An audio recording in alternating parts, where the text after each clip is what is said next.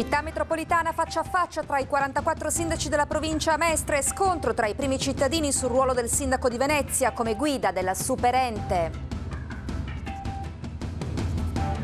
Buonasera da Venezia e ben trovati con l'informazione. In primo piano dunque la politica. Oggi pomeriggio infatti, come avete sentito dai titoli, a Mestre si è tenuto l'atteso faccia a faccia tra i 44 sindaci della provincia di Venezia per discutere della città metropolitana. Al centro Candiani, come vediamo nelle immagini, il dibattito fra i primi cittadini ha mantenuto le fratture interne che dividono le posizioni sul futuro della Superente imposto dal governo. Lo scontro maggiore riguarda il ruolo del sindaco di Venezia, Giorgio Orsoni, come guida della città metropolitana, e la maggioranza degli amministratori ha criticato anche la tempistica del calendario che impone decisioni entro ottobre. I comuni della Riviera del Brenta hanno chiesto unitariamente una dilazione di almeno 6 mesi del provvedimento amministrativo. E di questo tema discutiamo questa sera in studio con un ospite, Giovanni Battista Mestriner, sindaco di Scorzè. Buonasera sindaco. Buonasera. Benvenuto dunque. Abbiamo detto di questo scontro sul ruolo del cosiddetto super sindaco. Perché contestate l'attribuzione di questo compito al primo cittadino lagunare Giorgio Orsoni? Perché se la città metropolitana è un valore per tutti, deve essere comunque rappresentativa di tutto il territorio e bisogna che questo significhi che non è il sindaco di Venezia ad essere di diritto il sindaco della città metropolitana.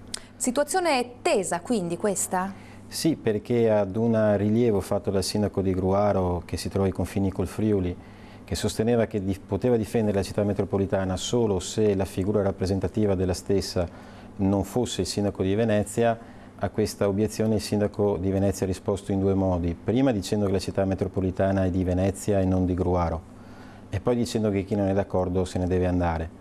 E io credo che il sindaco Orsoni abbia ragione e che quindi la città metropolitana non sia neanche di Scorzè.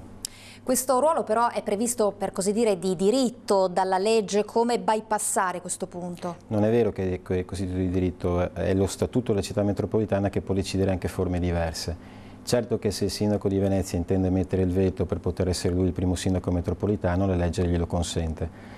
Perché non ci sia questo, i comuni possono fare entro un mese una scelta diversa. Concludendo in breve con una battuta, non volete andare nella città metropolitana guidata da Venezia? Un comune come Scorzè a che cosa potrebbe aggregarsi allora?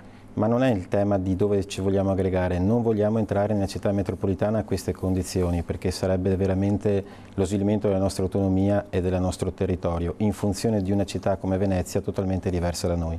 Treviso vi tenta? Sicuramente se mantenere la nostra autonomia, la nostra identità, il nostro territorio significasse anche entrare in provincia di Treviso, questo lo faremo. Grazie a Giovanni Battista Mestrineri, il sindaco di Scorzè, per essere stato ospite del nostro telegiornale. Noi continuiamo ora